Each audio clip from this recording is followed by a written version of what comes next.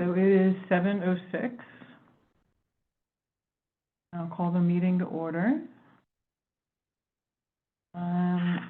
So I'd just also like to thank everyone for attending. I'm Deb Travis, the chair of the Community Board 8 Parks and Recreation Committee.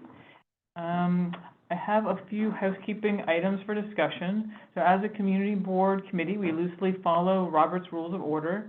We will be following the agenda that was previously distributed. We raise a topic to general discussion. We ask that if you would like to speak, that you raise your hand and I will call on you. Our goal is to have a good, robust discussion of our agenda items. However, if we have a lot of people who'd like to speak on any individual topic, then you may only get to speak once. So just make sure to make it count. If you're not speaking, we ask that you keep yourself muted to prevent background noise from interrupting others. I think probably most of the folks on the call know this deal already, but to raise your hand in Zoom, you select reactions at the bottom of the screen. If you're on the phone, *6 to mute, unmute, and *9 to raise your hand. So I'm going to do attendance. Bob Bender? Here. Margaret Della is on her way, not yet. Rashida Hilliard? I'm here. Ramdas Singh? Here. And Deb Travis are all here. It's exciting. And then as far as elected officials, are there any elected officials on the call? Or people from the Office of Elected Officials? Okay. And then people representing agencies, I know it's most of you, or a lot of you. Everyone who is scheduled to attend by already, I've done the attendance of you, so we've got that. Denise Moreno, is she still planning on attending? Does anyone know if she'll be attending this evening? Denise may not be here. Okay. She's from our press office, so she may have other things she had to get to. Okay, no problem. Norberto, can you just let me know if she does attend, just so we don't miss her for the attendance? Sure thing. Okay, great. Just in case she signs on.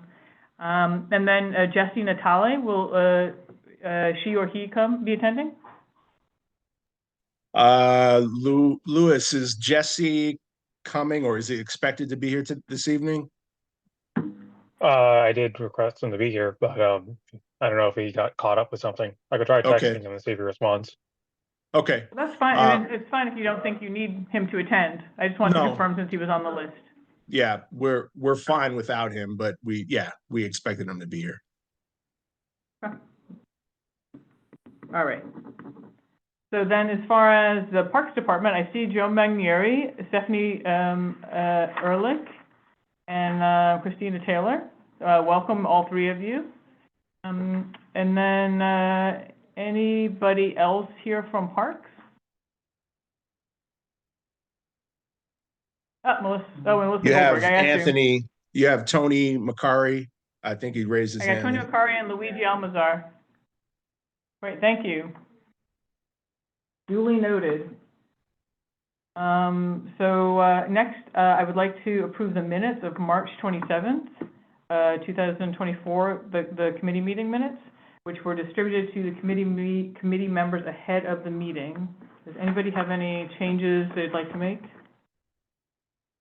No? Okay. So if there are no objections, I move to approve the amended minutes by unanimous consent.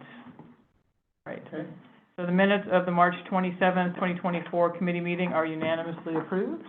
That's all done. Chair's report. So the New York City Office of Management and Budget reached out to us because they have approved the scope of the reconstruction of the Van Cortlandt Museum perimeter fence. It is going to be in the amount of $1.842 million. This project is in the procurement phase, which is expected to be completed in June of 2024. And I just also want to note Julie Reyes, the board chair, has entered the room. All right, so noted. First up for this evening is the Department of Design and Construction and New York City Parks Department are going to provide an update on the Mosholu Golf Course concession and the golf house construction. So who would like to take the lead? So I think we have our project team here with us. Luis, I'm sorry, let me first ask the community board. Do you happen to have the presentation that we are showing tonight, or are you depending on us share screening? Share screen. Share, it would, yeah, Share I thought screen? you would be Okay. share screen. Nope, Yeah. no Yep. problem. Just I let us think, know who will be sharing the screen so I can make them the co-host. Louis Villafana, DDC PC will be the one I'm using. Thank you, Louis.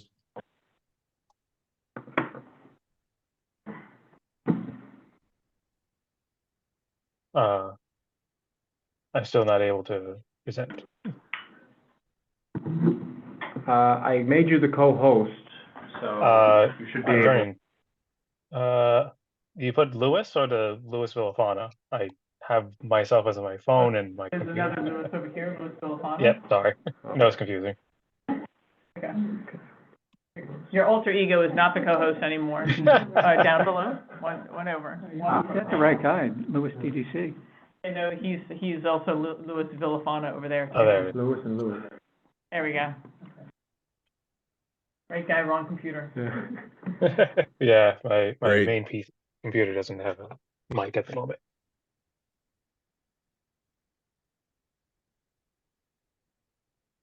Oh, okay. Louis, the floor is yours. Great. Thanks, Louis. I'll let you go through this. I'm sure you can handle it. Thank you. So, thank you for the opportunity to present the project again.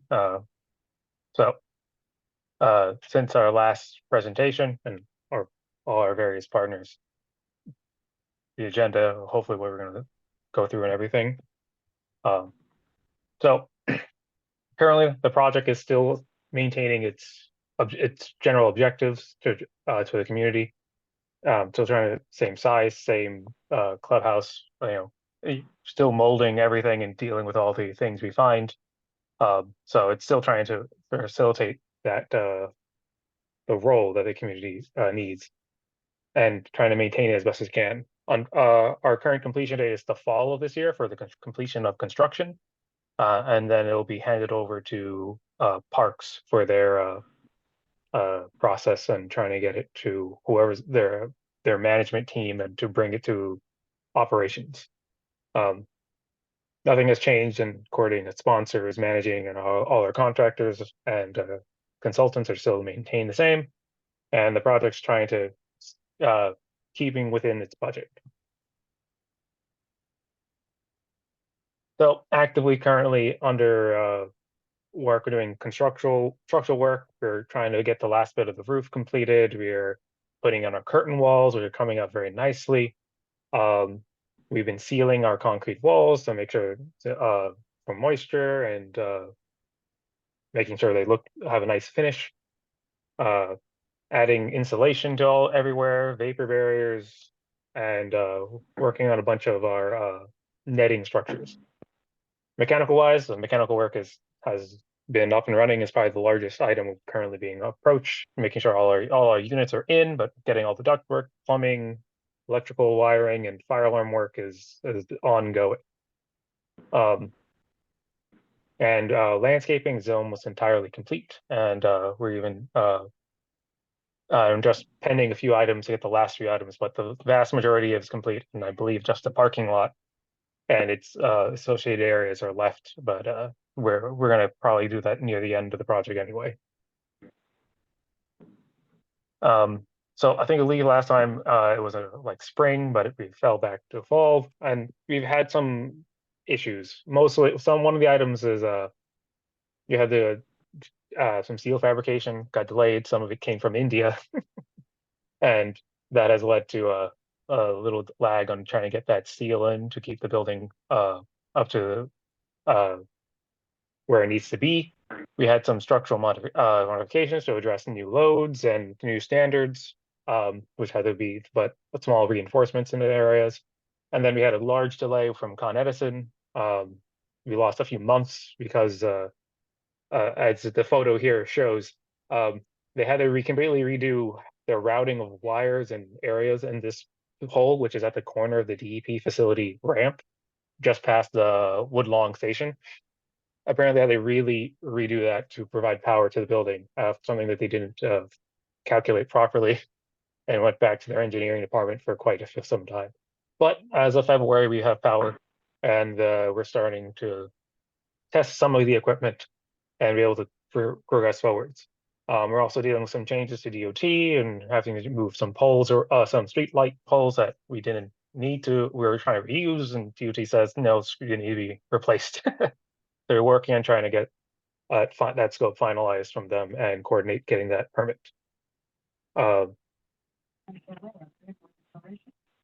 But for some progress, some of the here are the T-box steel frames, and you can see this concrete plinths on the left side.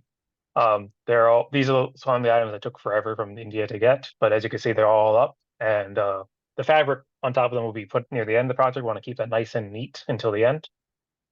On top of that, you can see the golf ball netting posts on the left, the netting going from the tee box on. You can see the fall safe netting jutting out of the tee boxes. As the workers have kind of test, all that fall safe netting is actually very strong, able to withstand a lot of weight. The golf ball netting though is meant for golf balls and debris, to protect the water under it. Another thing, one of the most the better items being constructed right now, the curtain wall, as you can see in the right image, is actually turning out really nice, and almost all the glass panes are up, and they're currently working on the windows and the walls for the building. Once this building's fully encapsulated, we'll probably start working on the roof. The drop ceiling, and try to get all our wood panels up and the flooring done. Other than that, in the middle, you can see that we have our catwalk is completely done with guardrails up and everything. I think so that we can start letting this area fill up with water for future testing. And our roof is being waterproofed slowly, and we could eventually start constructing the green roof from there when it's fully cured. The mechanical room is ongoing. We have a lot of equipment in a small room, but we're making it work. I think we have so many units, and we're trying to program them all at the moment. This is an ongoing process. This is still early, and we have the new irrigation pump on the right side that's supposed to, irrigate the driving range, DEP driving range green roof, and the existing golf course at the end of the project. So that's just being brought up, and we're working on transitioning that into the current temporary system. We could test either side of the system and keep everything fed with water. But this pump is just to replace any other temporary systems throughout the project. Yeah, which next here we could see some of the trees that are being maintained and kept green. They're actually starting to bloom again, so that's nice to keep. We do have some trees that didn't make it, and we're replacing those at the moment. And the building eve is starting to progress. They finally got approval, and they got just the right shapes to make the architect happy. And now that those have been improved, and they're starting to move panel by panel. It's a slow and arduous process, but as time goes on, it should be able to complete nicely. And wrap the building around. Similar to how the DEP facility is across. As a reminder, what our goal for the project is these renders here. This is the little seating area that currently exists, but we're still working on getting all of the curtain wall glass up, and that eave you can see in the corner, and the tee box you see in the distance, all ongoing. But we're getting closer to this vision. A little bit more close up to the front. You can see some of the items we got to still work on is the wood slats that go in between the curtain walls, but those are in production. And we're hopefully going to get everything up. Hopefully sooner we could get the entire building up and just have to deal with the internals, like the fire alarm system, which is always one of the last items. And still we're working on this vision where anyone could go from the street and see the beautiful golf course and enjoy the area and and be part of the community. I think that's it for my presentation. If you have you can ask any more questions here, and then you can also see our Norberto's and Anna's contacts. Okay. Great, thank you, Louis. I guess I'll start with the committees. Do folks have questions they wanna? I have one question, Deb. Yeah. Under plumbing, I saw a word I've never seen before, fertigation. Could you tell us what fertigation is? So this is also a word that wasn't new to me until like we started talking about it in depth, and I'm like, when it was explained eventually what the remaining, there's a system next to our irrigation pump is a smaller pump meant to pull in nutrients, essentially fertilizer, and the fertigation is just in irrigation and fertilizer together. So is an entire separate pump that pumps in the fertilizing fluid into our irrigation line, and in the end, the golf course can keep everything use liquid or different types of fertilizers instead. So is this fertilizer that has to be provided on a regular basis? And is its purpose to keep the golf course green? As far as I know, the fertilizer, I believe the seasonal item to keep the green roof and the golf course and anything else the irrigation pump is running, irrigation lines are running through, green and lush and maybe pest resistance based on what they purchase. But that's something the whoever's the concessionaire makes a decision on. Yeah, you just need to understand that, hi, everyone, this is Norberto from DDC's Office of Community Outreach and Notification. The DDC is here managing the project from design through construction, but what happens with the things that we're putting together here and irrigation, that will be the end user and or parks partnership to figure out how that works for them, what works for them. Okay. So one of the things I noted and was in kind of the list of things you're responsible for was the golf. It seems like the golf course itself was kind of part of this. A new driving range is the structure. Are you've done the path from the cart path to the golf course? Is part of this project that you're going to be turning over to the Parks Department, does that include the layout for the tees and the holes and that sort of thing? My understanding is that there's still some work to be done to modify all of that so that the flow works well. Anthony, I see you raised your hand. Sure, I can jump in here. So yes, as part of the first tee license agreement and our agreement with DEP, the final coursework involves extending what will be the future first hole. So right now the golf course is still operating with all nine holes, but in a compromised length. So right now we are actually bidding out the project to begin work hopefully this summer to extend that first hole. So that is right now it's within the DDC project area, but that will be turned over to Parks, and then that project will be managed by First Tee on our behalf. Got you. And is there, do you have a drawing or anything so that we can see kind of what the final layout will be for the tees? Sure, we could. I'm sorry, for the holes. I don't play golf, so I don't know what the words are. But you know what the green and the holes and the flags are going to be. Right. So exactly the new hole, the new golf hole, or the extended golf hole. Yes, we have extensive plans. We could share that with you. I don't have it with me right now, but we could share that with you.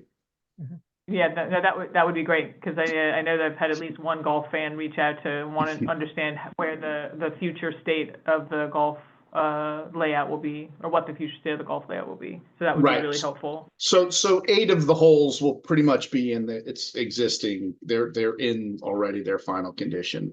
So it's really just this one hole that's going to be altered. Right.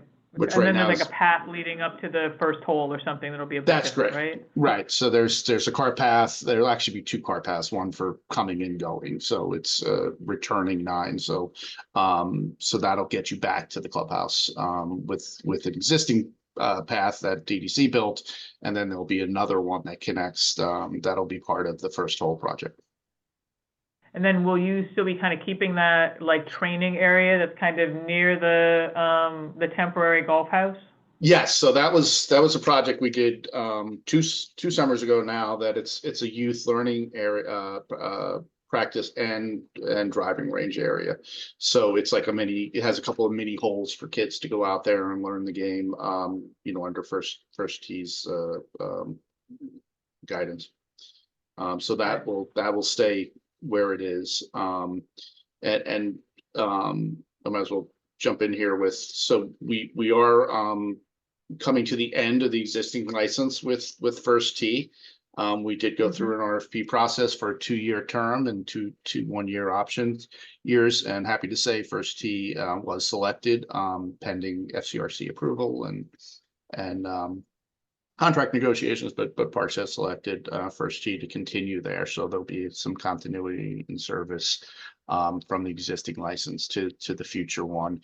And that 2+2 was meant as a bit of an interim period. We'll likely do a longer term after that. Just Right. because of, we did not have the new clubhouse ready. So they will start in the existing temporary clubhouse and then eventually transition to the new building when it's ready. So the new concession agreement, when does that start?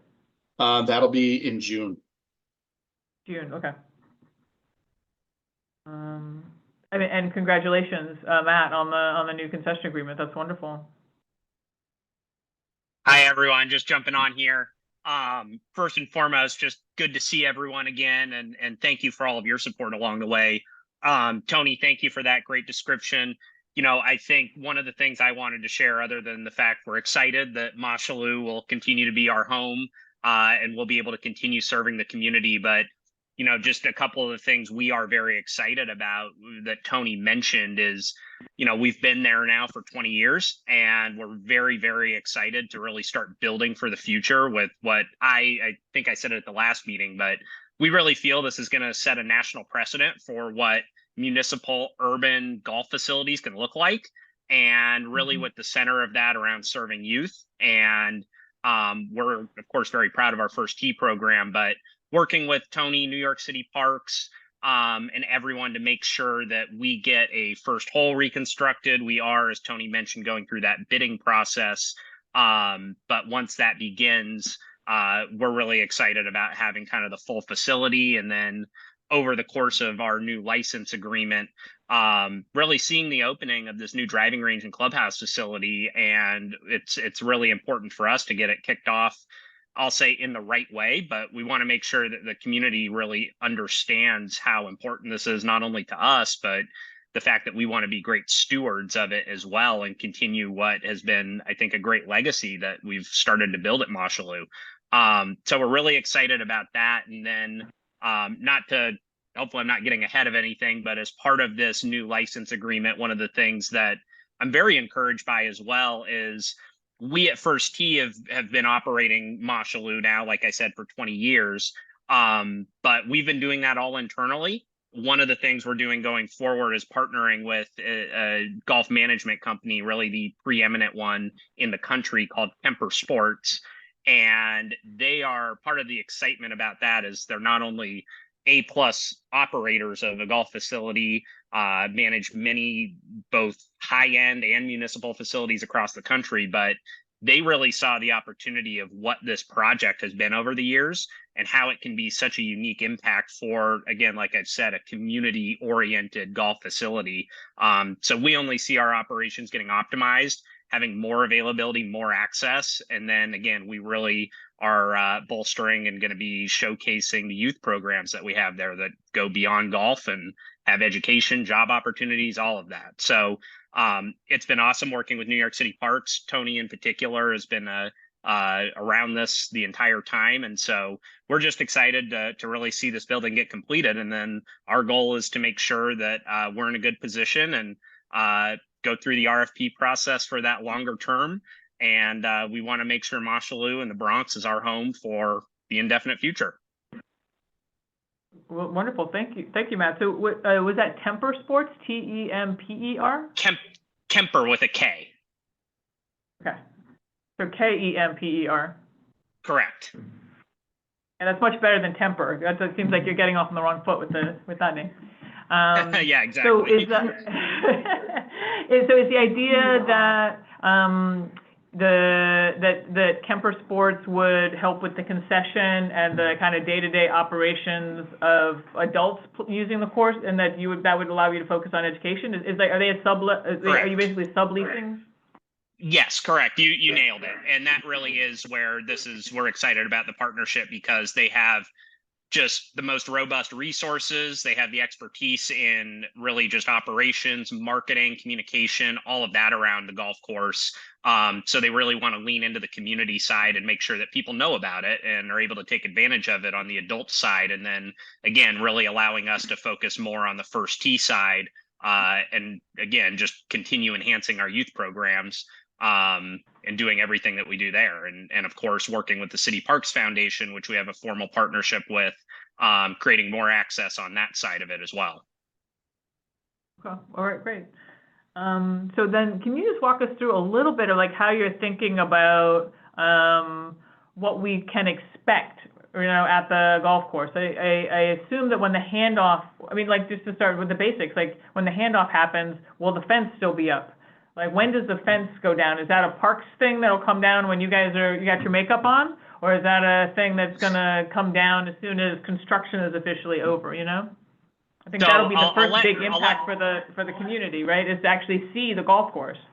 Exactly. I'll let Tony answer the fence side of it. That's more on Parks end of things. But just to speak briefly on, I think up until the point that this clubhouse is completed and we have a TCO and we can actually move in there, we don't foresee really much of an operational change to Mosholu.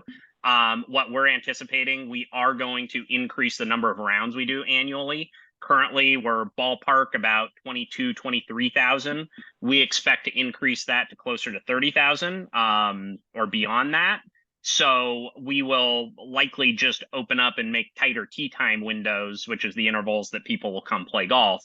But other than that, we really want to kind of maintain the operations that we have going now until that clubhouse opens. And then once the clubhouse is completed and it's ready for delivery, that's where we're going to really, I think, be able to figure out, again, this is all going to be working with parks and what we need to be looking at on all fronts. But ultimately, our long-term vision is, again, really just, it's an all-encompassing facility that integrates the community, centered around youth programming, having places that are safe, that are reliable, that are really all about, again, golf is part of it. That's the entertainment part. And we want people to just enjoy that. But we're also going to have the option of, okay, there's incredible youth programming. We'll have educational services. As we've talked about before, we certainly want to map out exactly what the job opportunities are and ideally hire from within the local community as well. So that's going to be something that we will make best efforts on. But all of that will be contingent, I guess, on timing and how everything comes together with the final delivery. I'll let Park speak a little more on that.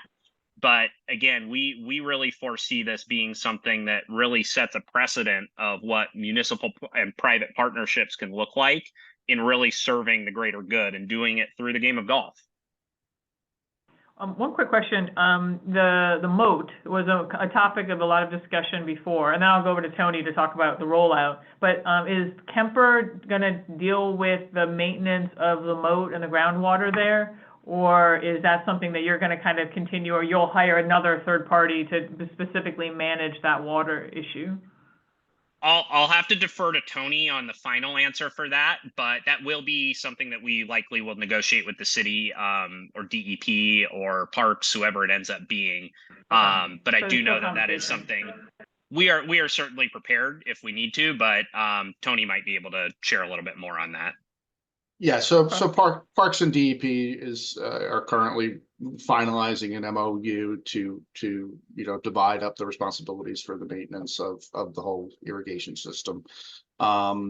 Essentially above ground will be parks and which we would then look to our concessionaires to take some responsibilities for. And then a lot of the subgrade things will still remain DEP's responsibility. So just a back and napkin explanation of the division of the responsibilities. That's kind of where we are. But the system is really meant to be self-sustaining and not require a heavy lift as far as day-to-day operations. I mean, removing debris, that kind of stuff are things that we'll ask our concessionaire to do, and we always do. And any body of water really won't be any different in that regard. There is an irrigation system as part of this, as we mentioned, the fertigation system, which that would be turned over to our operator, First Tee, or Kemper, if they divide up that responsibility with them. I mean, anybody who's ever had a koi pond in their backyard or a hose plugged into the house knows that that's not going to be simple. And certainly there's winter and groundwater, and there's stuff to deal with here, including securing it. But I'm glad you were talking to DEP and the two agencies are working that out, because it definitely seems like we want to make sure that the right experts are managing that important piece. I don't know if I believe Farah's was reaching out because there's some groundwater issues nearby at the Mashalou extension. So if that hasn't already gotten onto your radar, then we should follow up just to make sure that you're part of those conversations. Sure, that would be great. Yep. And so, Tony, what about the fence? Is the fence going to be up when it's handed over to Parks, or will that already be down? I mean, the anticipation is that nice picture that Lewis just showed is what gets turned over to Parks without the fence. So that open condition is what the final product should look like. That nice picture was missing the 4 train, so I don't really take that nice picture to heart. Okay. So then I know one question that came up before was the securing the golf course. I mean, not the driving range, because there was a really lovely picture we saw of a sitting area, and that when we met before, that was still open to the public, and there was no off hours in the evening and stuff. There was no way to lock that up. And so we raised some concerns about it. I wanted to just come back and see if you'd had any further discussions or moved anything along, or if that's still being worked out, how you're going to secure the driving range, kind of golf house itself. So on the new facility, from at least the concessionaire standpoint, that's all something that, frankly, we're in discussions with upon final delivery, how that's all going to have to look. But we certainly would like some sort of safety, whatever precaution needs to happen there, whether it's a fence or something else. But safety is a huge priority for us, namely around the fact we work with so many youth. So that is something that is top of our priority list when we do get to the point in those discussions. Yeah, definitely, especially with water and kids too. Yeah. What about, so the temporary golf house, we had a lot of conversation on the committee about connecting that to the sewer, because there was a pumping system it has a bath, it has a restroom or a toilet but that has to be manually pumped. So usually with concession agreements, there's some capital work, and I noticed that in this concession agreement, I think it mentioned connecting that to the sewer. Is that part of the work that you'll be doing over the next couple of years in this term? Over the next couple of years, that one is also, I'll say, to be determined. And the reason being because from a long-term standpoint, we don't know exactly what the usage of that temporary clubhouse will be, or the timeline of when the new clubhouse will open. We also currently, part of that tank is shared with some of the project work that happens. And so there is, there's some more eccentricities to that than it seemed when we first were looking at it, but we are making sure that it is pumped regularly. We don't want to have any issues with bad odors or anything like that, but in the next couple of years, it's undetermined at this point if we would be able to connect it to a sewer, or if that's going to be a feasible thing. And the plan is to transition, First Tee from that facility into the new facility. And eventually Parks, will determine the use of that building, and whether, we use it for our own operations, or Stephanie might have some thoughts about it. So it is not destined to be within the licensed premises of a concession for the force, for beyond the next couple of years. Yeah, well, and I know the stakeholders on that side of the park too have expressed interest in having programming space and having even having place from Vanquil Park Alliance or whomever, like near that side of the park too. So it might be great as a park space. Okay, so I think that's all of my questions. Anybody else have anything? Will you be sending a copy of this presentation to the board office? Yeah, we actually did. So the district manager has it, but I could certainly share it again if that helps. Oh, no, if we have it, that's fine. Thank you. Yes. And one other question, are you sharing this presentation with Community Board 12 on the other side of the park? We have not been contacted by them.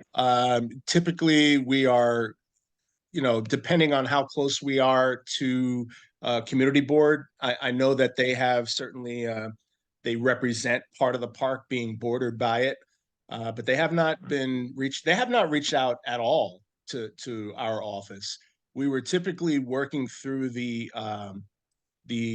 FMC group, which I was told had, members of each of the 3 community boards on it. So that was our outlet for that. Right. Okay.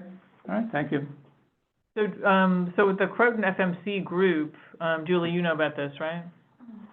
So there was a group that used to meet kind of monthly and then quarterly that was it was a mix of all 3 community boards. So the chair of each 3, it was for the filtration plant construction and then this work. And so when last we met, Norberto, keep me honest, I think it was kind of decided that it was essentially complete, that all that was left were like a few tick items here around the filtration plant, mostly around the golf course. And so the only thing and so we haven't asked for another FMC meeting because it felt like we could really cover it. It's mostly it's like this last bit that DDC is doing, the concession unit, and the new operator under the concession agreement, and then Parks getting handed over to Parks. Thanks. That's a group that initiated like 15 years ago, something. Oh, yeah. Yeah. Ongoing, yeah. That's just something that I just want to call out that First Tee, Matt had said that they've been operating this space for 20 years. I think almost all of it, 15 or 16 years, has been under construction, right? How many years did you have without construction, Matt? Well, One? our agreement started in 2004, and I believe construction started at some point that year. So I have to say this is all from just documentation that I've seen. Right. But I don't know if we really had more than a few months really operating in a way that, again, is kind of a normal golf course operation. But again, that's part of what we're so excited about. We really have known that this is going to come at some point, and we've always wanted to be the ones who really get to welcome the new facility and once again hopefully be there for the indefinite future. But this has been part of the excitement for us and what we really want to have as part of our vision with what we do at First Tee. This is a really unique opportunity for us, and it's exciting that we're seeing the light at the end of the tunnel. And kind of our plans and getting a lot of the stakeholders around what we do involved with it is something that, again, I keep using the word excited, that is it. But that being said, it's really cool that after 20 years now of seeing kind of a big construction zone, in my time it's been about 5.5, seeing this progress. It's something that I think is a great story for the city to be able to tell at some point too.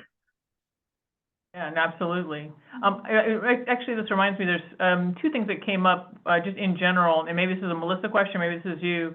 The fencing and converting of the golf courses, the golf carts to electric.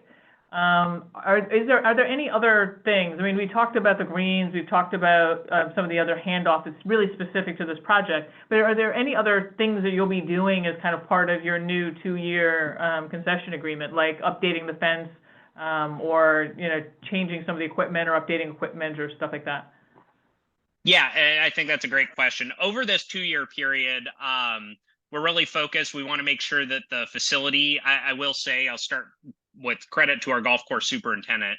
I really say this as a lifelong golfer. It's the best conditioned golf course that we have seen in New York City. So we want to make sure that that's kind of what we're known for, and it's a great high quality experience. So because of that, we are going to invest in some golf course improvements, as well as some new equipment that, again, will be more sustainable, environmentally friendly. And that's always been something that we try to be on the forefront of, is making sure that that's part of it.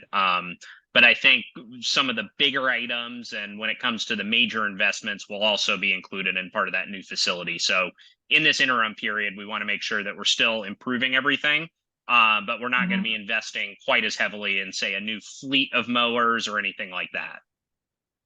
Will you be doing anything with the fencing? Because I know, like, for example, with the movement of the first tee, that southern end of the fence is actually much farther out than it needs to be. It could come closer to give more park back to the community. I've heard some feedback around certain areas like that. So that piece of it specifically is actually, it's a little more included in that first hole reconstruction that we brought up earlier, because that is the one hole that's currently inhibited. So all of that fencing will likely be included in that project. So it is a little bit separate. But there are some fencing improvements we do plan to make. We thankfully only have really one area that needs some real work, and we are planning to make improvements there. But at this point, the focus is really on the golf course and the equipment there to make sure that it's maintained. And again, that other fencing, the big portion of it, will be part of that other reconstruction project. Okay. And then Van Cortlandt Park Golf Course has said that they've had trouble with vandalism, with folks taking flags or, you know, things like that. We know that there've been some muggings around the golf house. Have you had any issues like that over on Jerome Avenue or around your course, or vandalism? Thankfully, we have not. We've been very lucky. We had one incident last year. There was a homeless person that made their way in and caused some minor damage, very minor damage, in our maintenance facility, but nothing this year, nothing recently. We are very vigilant about making sure that we have manned staff at any given entry point. That said, at night, we don't have oversight of it, but we have not experienced any issues at this point. Okay. Right. Okay, well, thank you. I want to thank everybody. It's like we're going to lose more than half of the meeting once you all decide to go and have dinner, but I really do appreciate, Matt, congratulations on the new concession. I hope you come back in the fall and tell us about your programs and help us get the word out. Absolutely. And to Melissa and all the folks in the concessions unit, and Tony and everybody in Parks, and all the DDC folks, thank you all so much for coming out tonight and just getting us up to speed on how things have been going. It's really nice to be able to look forward to something, hopefully this spring or maybe for Christmas. We know what to ask for. So thank you so much. Thank you. Have a great evening. Thank you. Thank you. Have a great night. All right. So next up is fiscal year 26 budget items. So we're the committee that they never mention when they talk about the one committee that's handing in their budget items late. You want me to share the screen? Yeah, you mind putting it up? So this is we back when we were putting this list together, we were told to provide our top 5. Farah sent a reminder this last week, I think, to ask for our top 3, but I'm holding the top 5. And so here's where we were when last we met. Is there I just kind of pulled it all together, with the ranking for this year, 1, 2, 3, 4, 5, the ranking from last year. This is our capital. So it would be, redesigning and reconstruction of the Bailey Playground continues to be number 1. Reconstruction of Old Fort Ford Park, number 2. Marble Hill Playground lighting, and that's installing lighting to light the pathways and the activity areas within the interior of the Marble Hill Playground is number 3. And then 4 is restoration of Lower Bruss Park staircase, which is the restoration of the flagstones, pavers, steps, and handrails. And then 5 is equipment for litter collection, and we combined the Van Cortlandt Park request for a mini packer and 1 packer for District 8, which was for the whole district, which is Joe's request. Any comments, questions? That seems okay? I think, Sorry, go ahead. oh, go ahead, Margaret. I was just gonna say, can we just request 2 mini packers, because there will be sticklers. 2 mini packers, Mhm. one person wants a packer, are you a full packer? Oh, I see, and then the other is, 1 full packer. Okay, 1 mini packer and 1 full-size packer. I will let my adolescent mind silence it. Everybody knows that a packer is what we all call a garbage truck, right? Yeah. Yeah. So is it really necessary to split it into 2? Yeah, I think so. I mean, just because, they're different units of the Parks Department, and so they get assigned. Like, the Van Cortlandt Park equipment isn't shared district-wide and vice versa. Couldn't we just ask for packers for Van Cortlandt Park? And the district. We really need them in both places. Yeah. The park is called District 13 under the Parks Department. District 8 is everything that's not Van Cortlandt Park. And Joe Magneri, who is in charge of the maintenance in District 8, says we really need the full-size packer. Whereas in the park, they need to get into more remote areas where the big truck can't go, and they need the smaller truck. Yeah. So the packer would be used to pick up trash in the smaller parks. It'd be the garbage truck that goes from all the little parks and picks up stuff. Because the sanitation does not pick up the garbage that's in the cans that look like oil barrels. Those are Parks Department cans, and so they go around and pick up those cans. Why do you think that the sticklers will? 5 and 6. Oh, Well, that was last year. right. Yeah, that was last year. Oh, so we're not, so Yeah, we're they were eliminating them 1, 2, now. 3, 4, 5. But Side. last year they were number 5 and Oh, number I 6. see, I see. Yeah, I'm not cheating that way. I was like, I'm this cheating a is gonna be different way. Yeah, I Bob. was gonna say, I think geographically, this is a good list because we've got Kingsbridge Heights and Marble Hill, Bailey Avenue, I'm not sure, I guess you just call it Kingsbridge. I mean, it's really geographically diverse. We've got all the different communities in the community board. I think it's a fine list. I feel like it focuses too mostly on small local parks. So we're advocating for the stuff that we have unique, special knowledge of, without forgetting some of the equipment needed to support it. So it seemed like a good list. All right, so let's move on to expense. So expense, we have 4 things. First one is the Parks Enforcement Patrol Command within Van Cortlandt Park. The second is the Bruckner Box connection in Upper Henry Hudson Park. This is the thing that Jody Colon has been trying to get fixed for a while so that she can use water. She has access to water to take care of the plantings there. We think it's an expense project, but they need to actually do a little bit more study to understand whether they have to dig up the street or not. And then crushed stone and boulders for maintenance. There's a slight modification to this, so it also includes dog runs. So it's crushed stone and boulders to enable repair of tracks, walkways, and dog runs within District 8 and Van Cortlandt Park. And then this is also, and then there's an equipment request, which was Gator-type utility vehicles for landscape management, maintenance, and operations staff within Van Cortlandt Park. And this goes back to what Bob was talking about how it's hard to get to certain areas. I think a lot of this would be for trail maintenance, if I understand correctly. All right, I've got an opinion again. Yes. I would like to reorder it. I'm fine with the Bruckner box, and thank God Jody's not on this call. Otherwise, it'd be, anyway, I'd like to make 3 and 4, 2 and 3. In other words, I'd like to move the Bruckner box to the bottom, simply because I know the condition of the trails in Van Cortlandt Park. They've taken a tremendous beating over the last few years, from erosion, from the storms we've had, the heavy rain, and so on.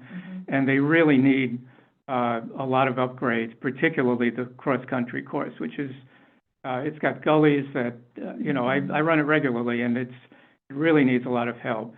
And Van Cortlandt is a big park that serves the entire community. And I'm fine with Henry Hudson being on here, but I think it should be number 4 and not number 2. Okay. Question. Yes. So for the PEP command, I remember we had a discussion about whether or not the other community boards that have Van Cortlandt Park, what board is it? Right. We asked if they will be adding this to their list. I don't know. Okay. Because the reason I'm asking was I'm from, originally from Norwood, which is in CD7, and a large part of the noise complaints come from that section of Van Cortlandt Park. So, I just wondered if, CB7 will be adding for, because a lot of the complaints come from that section of Van Cortlandt Park specifically. Right. Joe McNary's on the call, I think. I just wonder if anybody, when we met, one of the things, and I didn't track down, was that there was a discussion, someone said that they thought that there were more PEP people assigned to CB7.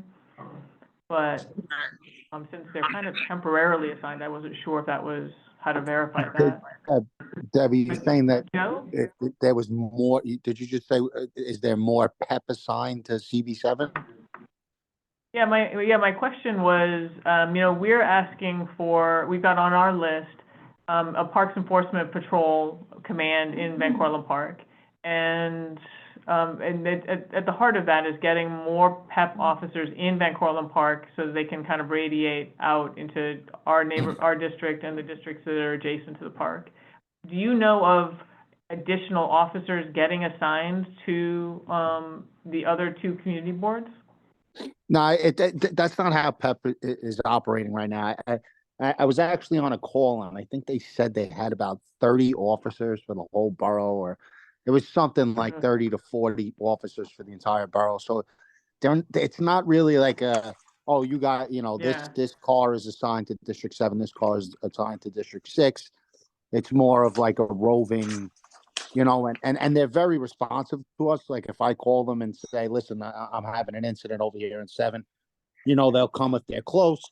A few times I've had issues at Seton with dog walkers and stuff like that, and I was able to call them, and they were close and they came by. But as far as like assigning to a district, it's really doesn't. I mean, I'm sure they would love to operate like that, but it's really not the case right now. Right. So you don't know them having a more of a presence or anything like that? No, I wouldn't say that there's any preferred area. I think PEP is, they're spread thin, but they really do the best they can to service everyone like as best as they can, but they are spread extremely thin. So. Right. And Stephanie, I saw you took yourself off of mute. Do you know how PEP is, are there additional PEP officers now in Van Cortlandt Park? I know that there were muggings and stuff earlier.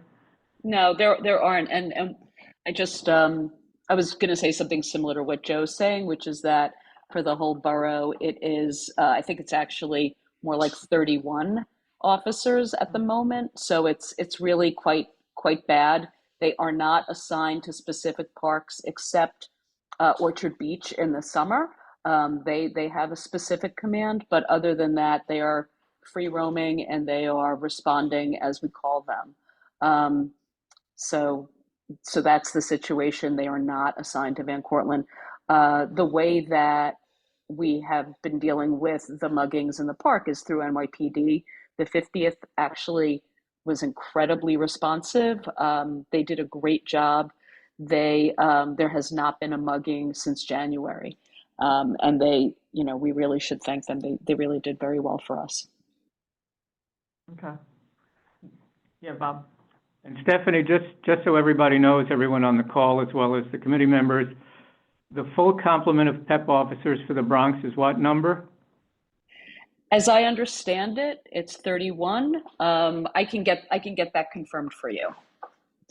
No, I mean, what is the ideal number? What is the goal that they hope for every year? Oh, I don't know, Joe. You might know better than me. I think it might be more like 80. Yeah, I'm not confident with an answer, but that sounds like what Steph just said, like 60, 80. I mean, it's 30 is extremely low. That's been made very clear by PEP. So 30 is like super low. Yeah. I mean, there are over 100 parks and playgrounds in the Bronx. So you do the math. Mm-hmm. Have they been hit by the budget? I mean, obviously Parks has been hit by the budget cuts very severely. And that my understanding is a lot of open roles that the Parks Department had were just kind of eliminated if there wasn't anybody in that role. PEP seems particularly vulnerable to this because they often have a lot of open roles. Do you know if they lost their roles that were open? That I couldn't tell you. I don't know. Okay. Yeah. All right. Thank you for that, though. It's helpful. I mean, I think that the PEP and the situation with PEP, I mean, I think we should still ask for what we want, which is the Park Patrol Command in Van Cortlandt Park, and then it would be such a huge thing. It's a little like Bailey Playground. I always feel like the number one thing should be the thing that you really would bring up in a conversation if somebody asked you, right? And that PEP would make all the difference if we had our own station here, even if CB7 is. I was just asking. Yeah. And I'm fine with putting the Bruckner box at the bottom because I think that it's one of those things where that it's a specific repair to a specific park, and that we should be able to kind of advocate to just get that thing fixed because it's broken as a maintenance item, even if it's an expensive maintenance item. That's the issue with the fire hydrant and access to water, right? Yeah. Okay. Yeah, the Bruckner box is a part of the fire hydrant connection. I think they did street work, I think, and is my understanding. Joe, correct me. Yeah. Joe, you're on the call. Can you give us an update on the Bruckner box? Yeah, so it's kind of like one of those. So I had contacted DEP and I said, listen, we have no water coming to that Bruckner box. So we're thinking that there was some sort of street work being done and they just capped that line. But we can't track down like who was there, who capped it. So we're kind of in a spot where it's like we don't even know where we would have to break the street. Like something's got to be done from DEP side to kind of figure out like where this thing was capped. So we can't even, I mean, we can't dig up a street or anything like that. So that's where it's at. So is it a matter of us following up with DEP then, Joe? That would be awesome. I've reached out. They weren't able to really track down when any sort of work was done. Yeah. So. Okay. This is the perfect sort of thing for the district cabinet meeting, where you have somebody from Parks and somebody from DEP, and you can bring it up before both agencies in the same room at the same time. Yeah. So that's something we should ask Farah to do at the next at her next meeting. Right. So if you want to, either move it down or just change the number, and I can move it down later. Oh, there you go.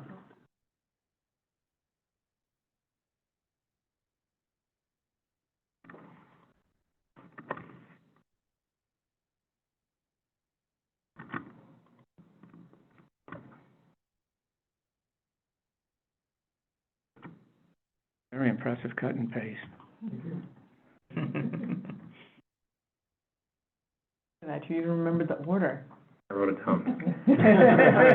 You even remembered to write down the order before you removed it. Wonderful. Any other changes we want to make? I don't think I need a vote for it, but I guess I would move, if there's no objections, to deem these unanimously approved by the committee. We're all good? All right, so deemed. And then the next piece of business is under old business, which is the resolution. So I made notes. I put together this resolution based on a conversation that we had at the last meeting. And basically, the idea is that the existing Putnam Greenway runs along the Major Deegan. From 230th to 225th, there's a pipe that goes fundamentally underground, and then it moves underground and goes to the Harlem River. That little stretch was promised in the original ULURP for the Greenway Tibbetts Brook daylighting project, that it would eventually, the Parks Department would eventually attempt to acquire it. And so now we have the Harlem River Greenway is actually being planned and has funding. And so we now know where, and there's now a developer who actually is committed to constructing the Harlem River Greenway from Fordham Road up to where the Target is, and we'll be building a ramp over the MTA tracks to get the bike path from the Harlem River front over to where it could connect to this parcel of land. So the ask for us from the Harlem River Working Group is to request that Parks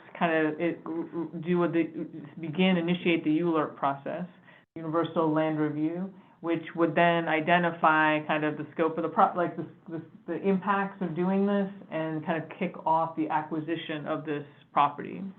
And during that, they would figure out if they're leasing it or buying it or getting an easement or all of those things.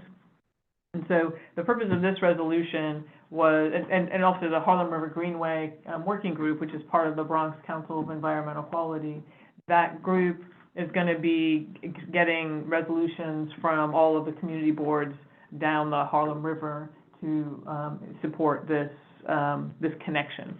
Once they have this connection, then it allows them to get all the way up to Van Cortlandt Park and beyond on the Putnam Greenway. So so what I tried to do is to make the argument kind of build. So you've got the original authorization from the New York City Planning Commission. Do you need the? No, I've read it. You read it? Okay. Mm-hmm. And then, do you want me to review each of the whereases, or do you want me to just hop to the end, or are there any feedback or comments? I have a couple of small changes I'm going to propose to the be it resolved clauses. Yep. What would you like? Okay with that? Mm-hmm. Totally. So let's take the first, therefore be it resolved clause. Creating, for the purpose of creating a continuous linear parkland. I think that the wording here is slightly wrong. It's not going to be along the planned Harlem River Greenway, because what we're talking about is connecting to the proposed Harlem River Greenway. And, we're talking about 230th to 225th. At that point, you connect to the Greenway that's proposed for the Harlem. So what I would say there is, for the purpose of creating a continuous linear parkland connecting to the planned Harlem River Greenway. And just so everybody's clear, the status of the Harlem River Greenway right now is that the city has won a federal grant to study the how the Greenway would be built that would connect Randall's Island to the point we're talking about at 225th Street, where it could then connect up into Van Cortlandt. So it's still in the planning stage. It's still in the study stage, actually. Yeah. Right. They're doing their community outreach. Yeah, they're doing all the community outreach. Look, I mean, I hope it happens. But it's a big project. I think it's something like 10 miles altogether. It's a long greenway, but it's still in the planning stage. So that's why I said connecting to the planned Harlem River Greenway. And, I think it's just, my intention here is not to change anything, it's just to clarify. No. I thought that there was actually funding though for the actual construction of it too, No, as part of the RAISE grant. no. What the RAISE grant does is, it's $7.5 million divided up among a couple of different, planned greenways. Yeah. And what it does is it identifies the route. But you can't build anything for $7.5 million. I mean, that'll get you a tiny stretch of the Harlem River Greenway. It's not actual construction money. But then I just would like to, maybe we'll come back to this afterwards, but I should make a slight modification to the minutes. Because the minutes of March 27th, I put, in August 2022, the United States Department of Transportation announced a Rebuilding America Infrastructure with Sustainability and Equity RAISE grant for New York City for expansion of the existing greenway system across all 5 boroughs, building the Harlem River Greenway as part of this expansion. True. It makes it sound more funded than it is. Yeah, it's something more like studying a way to build the Harlem River Greenway. That's what Maybe it's like the money building the does. Harlem River Greenway as part of this expansion, and this money would be used for the study. Right. That's correct. That's exactly right. Okay. No, I've sat in on many of these meetings. That's why I'm saying this. I'm sure. Okay, so then the change here would be, What I'm suggesting is, oh, you got it right, connecting, in linear parkland, connecting to the planned Harlem River. planned Harlem River Greenway, exactly. Okay. And then on the final, therefore be it resolved, it should say in the middle of that clause, currently owned MTA property running along the former tracks of the old Putnam Railroad. Those tracks are gone. They're not there anymore. That's all. Are you sure they're not there anymore? Where isn't the trash on these tracks? Trash is there, but I haven't been down there. I've only been there once, Deb. My recollection is that the tracks were not there. But if somebody has a recollection otherwise, then their memory is better than mine, and Why don't we just say running adjacent to the old Putnam Railway, and we'll just forget about the tracks. okay, that's a good way of getting around the problem. I'll buy that. Yeah. I'm just trying to be precise, and I apologize if I'm taking up everybody's time, but I want to get it right. Nope, one English major to another, I agree. Mm-hmm. Okay. So running adjacent to the.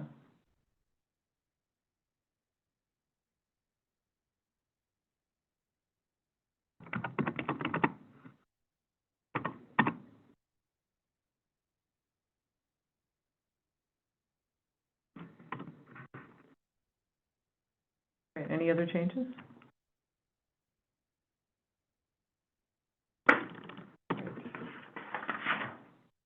So, then I move that we vote. Do I have a second? Do I need a second? I need a second. Anybody opposed? Anybody abstaining? All right, the resolution passes unanimously.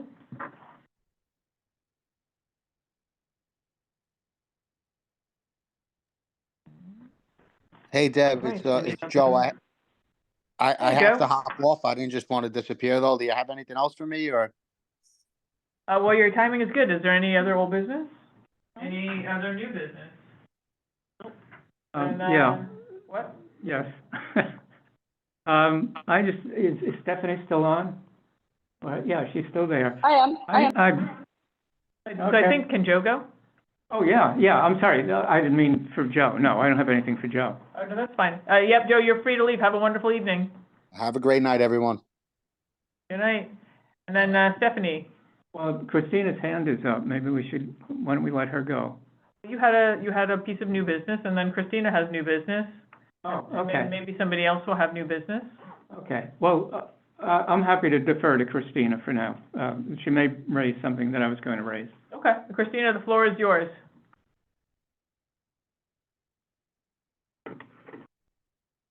Christina, are you there? Sorry, I thought I unmuted, but I didn't. I just wanted to plug a few events that we have coming up and let everybody know that from Friday to Monday is City Nature Challenge. It's a thing with iNaturalist, and it's to identify and catalog species of plants and animals throughout the city and actually throughout the world. But there's a battle among the boroughs, so we want to prove that the Bronx is the best, as we know it is.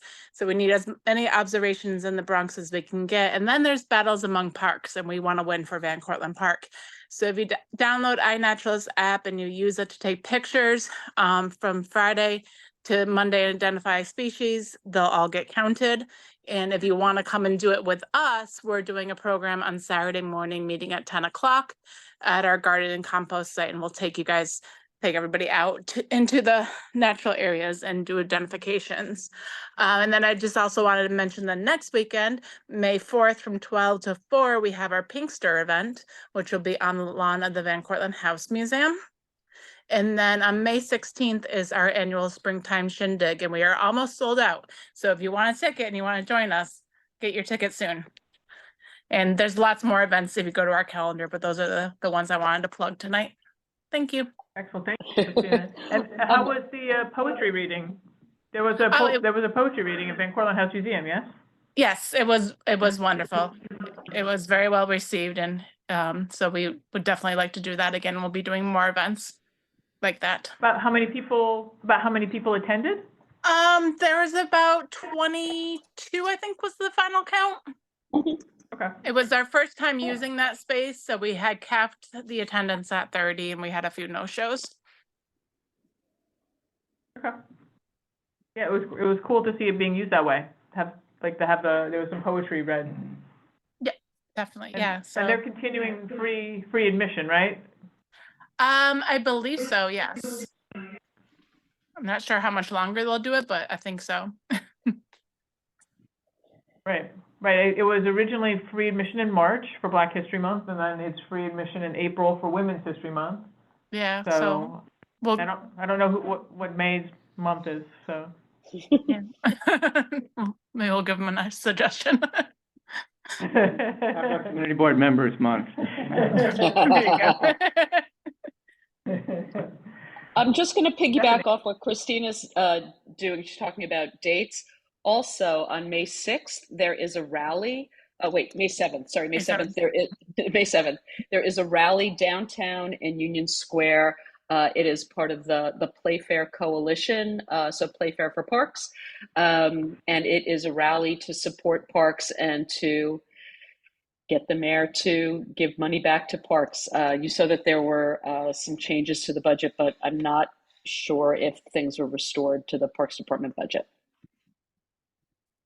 And thank you. Stephanie, what time is that rally? Do you know? 6 o'clock? PM? 6 p.m. Okay. 6 p.m. Okay. And that's Playfair for Parks? Yes. Which you can find online if you want to join their mailing list. They do all kinds of outreach and advocacy for the Parks Department.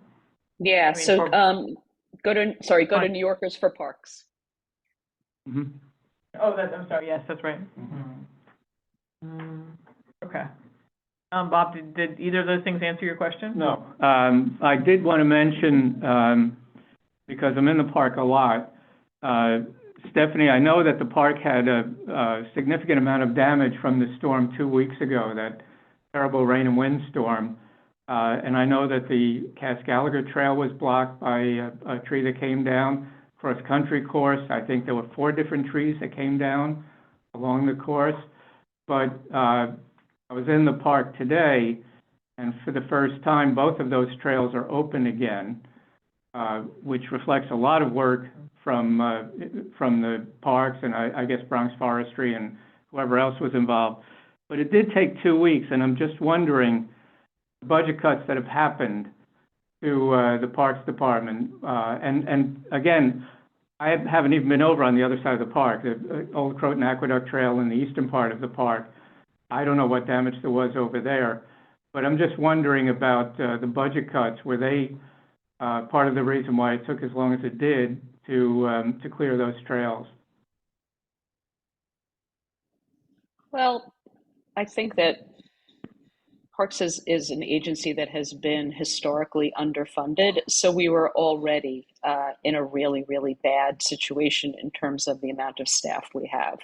And for a park of Van Cortland's size, with 20 miles of trails, in any other state, they would have a dedicated crew that just works on the trails every single day. The folks that we have, John Paul, our crew that works on trails, is also responsible for mowing all of the lawns in the park. They're responsible for taking care of all of the fields in the park. It's too much. It's too much for a small group, and his crew has been short-staffed. My maintenance crew has been short-staffed all year. It is due to budget cuts. There's been a hiring freeze, so that's affected us really, really intensely. That is the reality. We're definitely short on staff, and I don't know that it's going to be much better this summer. Well, sorry to hear that, but, all the more praise to your people who did manage to clear those trails. We have really great people. We have really great people in the park. So, thank you for noticing, Bob. We appreciate that. And thank you for all your hard work, Stephanie and Christina, for keeping the park in the situation, in the condition that it's in. We know it's hard, so. Any other, was that old business, Bob, or new business? That was new business, right? I guess that was new business, yeah. Sorry, there was sort of a buzzkill, sorry. Man, you really brought the party down, Stephanie. I did, I'm sorry. All right. And do I have a motion to adjourn? Motion to adjourn. Do I have a second? How about that? The meeting is adjourned. Bye, everybody. 8:20, man. Yay!